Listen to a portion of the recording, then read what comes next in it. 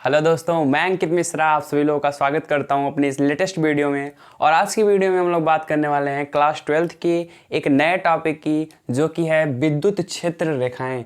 यानी कि जो क्लास 12th की हम लोग फिजिक्स पढ़ रहे हैं और हम लोग पहुंच गए हैं विद्युत क्षेत्र रेखाओं पर। आज हम लोग बहुत ही बारीकी से समझेंगे कि विद्युत क्षेत्र रेखाएँ क्या होती हैं, उसकी क्या क्या गुणधर्म होते हैं, विद्युत क्षेत्र रेखाएँ जो है कहाँ से निकलती हैं और किस ओर जाती हैं। सारी जो है चीज़ों पे मैं आज डिस्कस करने वाला हूँ। तो जो है आज की वीडियो में आपको बहुत ही मज़ा आने वाला है, तो आप जो है अंत तक बने रहिएगा। सबसे पहले हम लोग समझेंगे कि विद्युत क्षेत्र रेखाएँ क्या होती हैं। तो दोस्तों, आपने क्लास 10th में एक टॉपिक पढ़ा होगा, चुंबकीय क्षेत्र रेखाएँ। यानी कि क्या होता है, आपने पढ़ा है चुंबकीय क्षेत्र रेखाएँ, जो कि क्लास 10th में था, चुंबकीय क्षेत्र रेखाएं। तो चुंबकीय क्षेत्र रेखाएं क्या होती हैं? ऐसी काल्पनिक रेखाएं जो वास्तविक चुंबकीय क्षेत्र को प्रदर्शित करती हैं, चुंबकीय क्षेत्र रेखाएं कहलाती हैं। आपने यह भी पढ़ा होगा क्लास 10th में कि जो क्षण चुंबक होता है, यानी कि यन और यस, ये जो होता है हमारा क्षण चुंबक होता है, और जो हमारी चुंबकीय क्षेत्र रेखाएं होती हैं वो यन से निकलती हैं और यस की तरफ जाती हैं। यन से निकल करके यस की तरफ जो है चुंबकीय क्षेत्र रेखाएं इस तरह से जो है जाती हैं। तो ये चीज़ जो है आपने क्लास 10th में जो है अच्छे तरीके से पढ़ा होगा। तो ठीक उसी तरह से जो हमारी चुंबकीय क्षेत्र रेखाएं, क्यों चुंबकीय क्षेत्र रेखाएं हम बनाते हैं? क्योंकि हमको वास्तविक चुंबकीय क्षेत्र को प्रदर्शित करना है। तो वास्तविक चुंबकीय क्षेत्र को प्रदर्शित करने के लिए हम जैसे चुंबकीय क्षेत्र रेखाएं जो है बनाते हैं, उसी तरह से हमारा जो, अगर मान लीजिए हम कोई भी आवेश ले रहे हैं तो उसके चारों ओर एक क्षेत्र होता है जिसको हम क्या बोलते हैं? विद्युत क्षेत्र बोलते हैं। अगर उस क्षेत्र में हम किसी भी आवेश को ला रहे हैं तो वो जो है उस पर बल का अनुभव करता है, तो उसको विद्युत क्षेत्र कहते हैं। तो जिस तरह से चुंबकीय क्षेत्र को दर्शाने के लिए, चुंबकीय क्षेत्र को जो है बताने के लिए हम चुंबकीय क्षेत्र रेखाओं का वर्णन करते हैं, उसी तरह से अगर हमको विद्युत क्षेत्र को प्रदर्शित करना हो तो वहाँ पे हम विद्युत क्षेत्र रेखाओं का जो है हम क्या करेंगे? कल्पना करेंगे। तो ठीक जो है इसी तरह से, तो आपने जो है क्लास 10th में पढ़ा है तो उससे जो है रिलेट करके आप जो है इसको समझ सकते हैं। ठीक है, तो वही आपने आपके सामने जो है लिखा गया है, विद्युत क्षेत्र रेखाएं वे काल्पनिक रेखाएं होती हैं जो वास्तविक विद्युत क्षेत्र को प्रदर्शित करती हैं। देखिए लिखा गया है कि वह काल्पनिक रेखाएं जो वास्तविक विद्युत क्षेत्र को प्रदर्शित करती हैं विद्युत क्षेत्र रेखाएं कहलाती हैं। ठीक उसी तरह से देखिए, ये जो रेखाएं होती हैं वो काल्पनिक होती हैं, हमारे हाथों द्वारा बनाई जाती हैं, लेकिन ये वास्तव में जो है चुंबकीय क्षेत्र को प्रदर्शित कर रही है। तो उसी तरह से ये जो विद्युत क्षेत्र रेखाएं होती हैं वो काल्पनिक रेखाएं होती हैं, लेकिन ये जो है वास्तविक विद्युत क्षेत्र को प्रदर्शित करती हैं। इसीलिए जो है इसी को हम बोलते हैं विद्युत क्षेत्र रेखाएं। ठीक है, तो आपको सिंपल इसे लर्न कर लेना है तुरंत, क्योंकि ये एग्जाम में पूछा भी जाता है कि विद्युत क्षेत्र रेखाओं की परिभाषा दीजिए। तो वे काल्पनिक रेखाएं, कौन सी रेखाएं? काल्पनिक रेखाएं जो वास्तविक विद्युत क्षेत्र को प्रदर्शित करती हूँ विद्युत क्षेत्र रेखाएं कहलाती हैं। इसकी क्या क्या गुण धर्म होते हैं, ये कौन कौन से गुणों को जो है लेकर चलती है, उसको जो है हम लोग बात कर लेते हैं। तो आइए देखते हैं विद्युत क्षेत्र रेखाओं के क्या क्या गुण धर्म है। ठीक है, तो देख लेते हैं उसके गुण धर्म।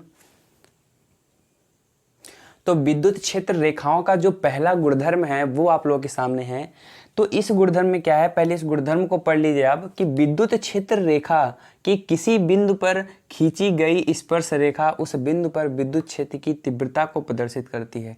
यानी कि ये कोई विद्युत क्षेत्र रेखा, देखिए इसको मैं आपको समझाता हूँ किस तरह से, कि अगर मान लीजिए ये हमारी एक विद्युत क्षेत्र रेखा है, ठीक है, और हमको बिंदु 1 पर, बिंदु 2 पर, ऐसे जो है 3, 4 और 5 जितने भी बिंदु हैं उस पर हमें क्या करना है? विद्युत क्षेत्र की दिशा को जो है निकालना है। तो किस तरह से हम निकालते हैं? तो गुण 1 में यही बताया गया है। अगर कोई भी बिंदु है, अगर हमको उस पर विद्युत क्षेत्र की दिशा चाहिए तो हम उस पर क्या खींचेंगे? एक स्पर्श रेखा खींचेंगे।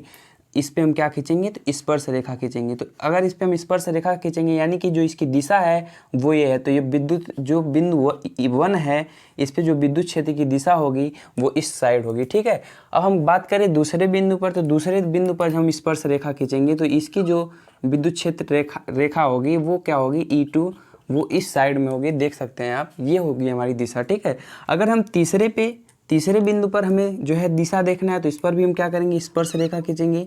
तो इस तरफ जो है हमारे तीसरे बिंदु पर दिशा जो है इस तरह से होगी। और अगर हमें चौथे बिंदु पर चाहिए तो ठीक उसी तरह से, यानी कि कहने का तात्पर्य है अगर हमें किसी भी बिंदु पर अगर विद्युत क्षेत्र की दिशा चाहिए तो उस बिंदु पर हमें इस एक स्पर्श रेखा खींचनी पड़ेगी, वही पॉइंट जो है वहाँ पे लिखा गया है। तो 5 पे अगर हमें चाहिए तो यहाँ पे भी हम जो है एक स्पर्श रेखा खींचेंगे, तो ये जो है बिंदु 5 पर विद्युत क्षेत्र की क्या हो जाएगी, दिशा हो जाएगी। ठीक है, तो वही चीज़ यहाँ पे लिखा गया है। इसको आप एक बार और पढ़िए कि विद्युत क्षेत्र रेखा के किसी बिंदु पर खींची गई स्पर्श रेखा उस बिंदु पर विद्युत क्षेत्र की तीव्रता को प्रदर्शित करती है। यानी कि कोई भी अगर विद्युत क्षेत्र रेखा है, अगर मैं बोलूँ आपसे कि इस बिंदु पर आप जो है विद्युत क्षेत्र की दिशा बताइए, तो आपको कुछ नहीं करना, उस पर एक स्पर्श रेखा खींचना है और स्पर्श रेखा खींचे जिस तरफ एरो होगा उसी तरफ जो है उस विद्युत क्षेत्र की दिशा होगी। तो आई होप ये जो पहला गुणधर्म है ये आपको समझ में आया। अब जो है हम देख लेते हैं दूसरा गुणधर्म जो है वो क्या कह रहा था।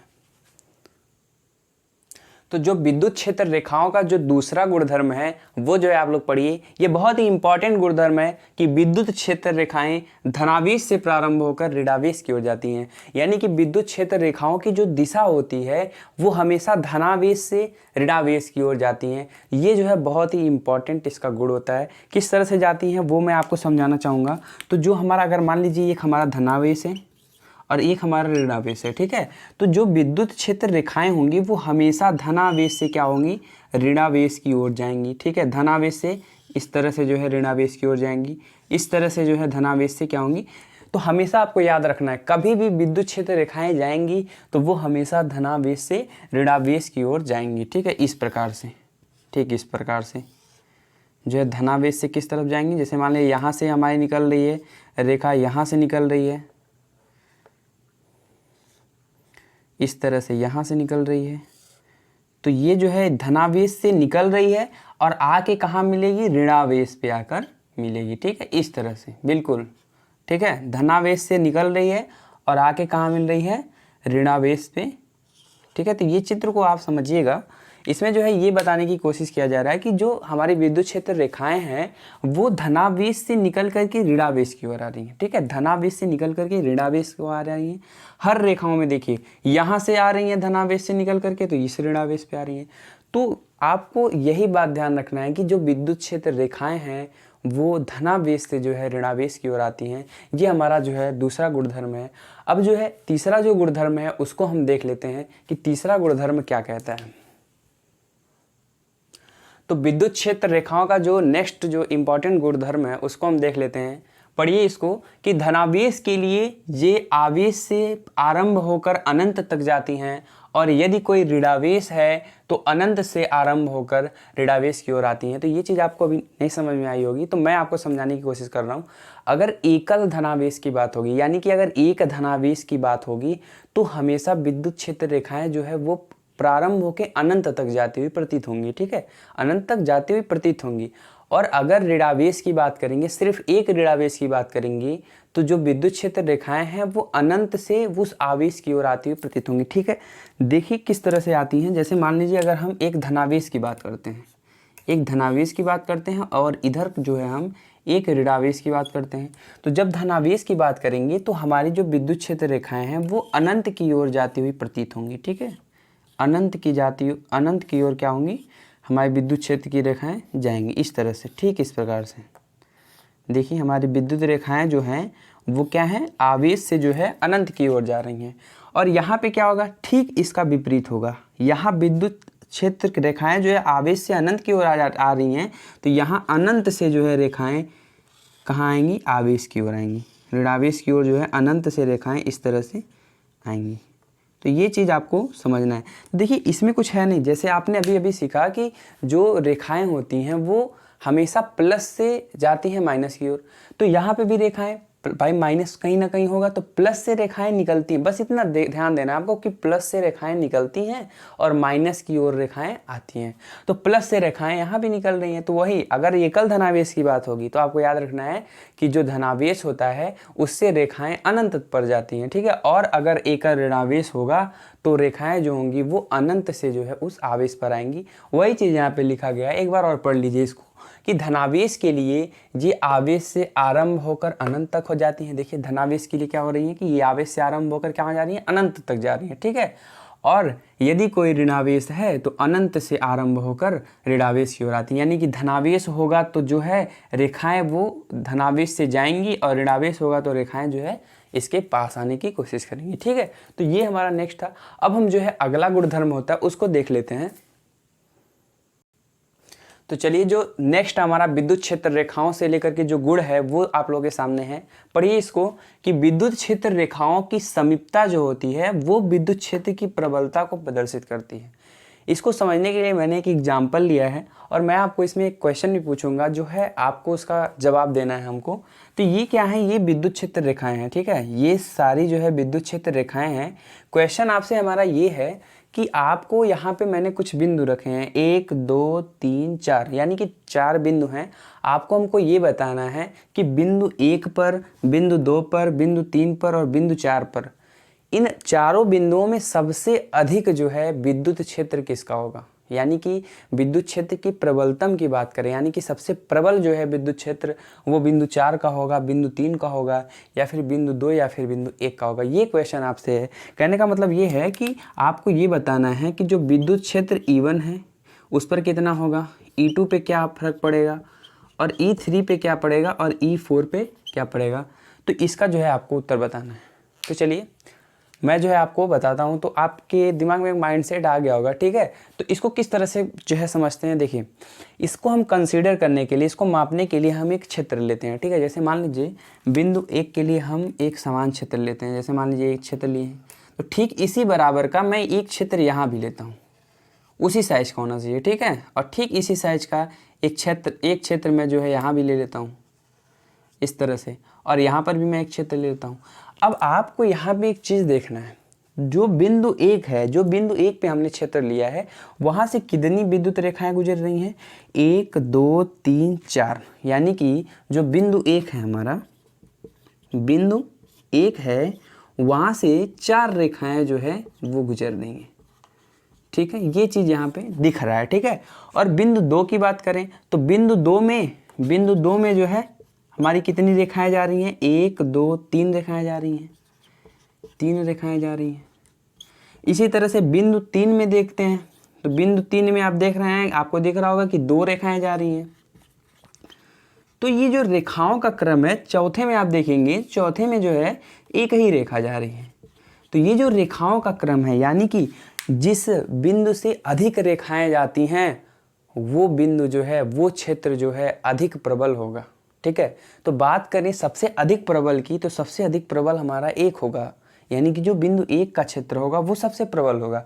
बिंदु 2 का जो है उसके बाद होगा, फिर 3 का होगा। यानी कि संक्षेप में आपको यही समझना है कि जहाँ पर विद्युत क्षेत्र रेखाएं घनी होंगी या फिर विद्युत क्षेत्र रेखाओं की संख्या जहाँ पर अधिक होगी वहाँ पे जो है विद्युत क्षेत्र की प्रबलता भी अधिक होगी। वही चीज़ यहाँ पे आपको लिखा गया है। देखिए, पढ़िए एक बार इसको फिर से। तो विद्युत क्षेत्र रेखाओं की जो समीपता होती है, यानी कि ये जो विद्युत क्षेत्र रेखाएं हैं जहाँ पे ये अधिक समीप होंगे वहाँ पर जो है विद्युत क्षेत्र की प्रबलता को प्रदर्शित करते हैं। यानी कि जहाँ जितना समीप होगा वहाँ पे विद्युत क्षेत्र उतना ही अधिक होगा। तो क्वेश्चन का आपका जवाब यही होगा कि जो सबसे अधिक विद्युत क्षेत्र होगा वो किसका होगा, वो E1 का होगा। यानी कि विद्युत क्षेत्र सबसे अधिक E1 का होगा, उसके बाद किसका होगा, E2 का होगा, फिर E3 का होगा, फिर जाके E4 का होगा। तो ये क्वेश्चन था और इसका आंसर भी मैंने आपको बता दिया।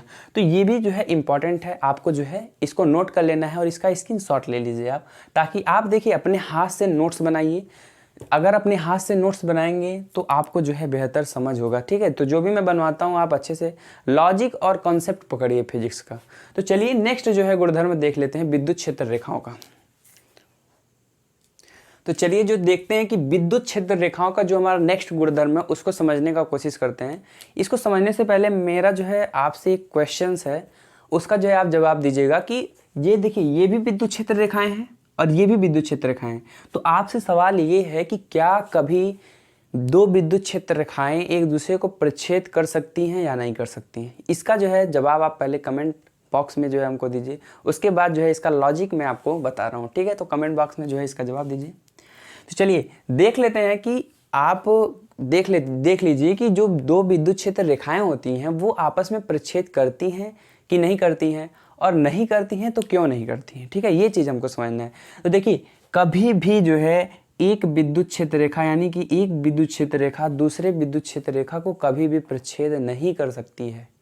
क्यों नहीं कर सकती है उसको देखिए। अगर मैं आपसे बोलूं इसके प्रतिच्छेदी बिंदु पर, प्रतिच्छेदी बिंदु क्या होता है ये, अगर मैं आपसे बोलूं कि इसके प्रतिच्छेदी बिंदु पर जो है आप विद्युत क्षेत्र की दिशा बताइए, तो अभी आपने जो है पहले सीखा गुणधर्म में कि अगर हमें किसी बिंदु पर विद्युत क्षेत्र की दिशा चाहिए तो हम उस पर क्या खींचेंगे, स्पर्श रेखा खींचेंगे। तो अगर हमें इस बिंदु पर जो है विद्युत क्षेत्र की दिशा चाहिए तो हम इस विद्युत क्षेत्र के लिए देख रहे हैं, ठीक है, ये जो रेखा है इसके लिए देख रहे हैं। तो इसके लिए जो हमारी दिशा होगी वो जो है इस तरह से होगी, ये होगी हमारी इस क्षेत्र के लिए दिशा। मान लीजिए इसको अगर 1 मान लेते हैं, इसको 2 मान लेते हैं, तो ये E1 के लिए हमारी जो विद्युत क्षेत्र की दिशा होगी। और मैं बात करूं कि दूसरे विद्युत क्षेत्र रेखा के लिए आप जो है प्रच्छेदी बिंदु पर जो है विद्युत क्षेत्र की दिशा बताइए, तो इसी बिंदु पर जो है दूसरे के लिए विद्युत क्षेत्र की दिशा ये हो जाएगी। यानी कि एक ही बिंदु पर 2 दिशाएं, ये जो है कभी भी संभव नहीं है।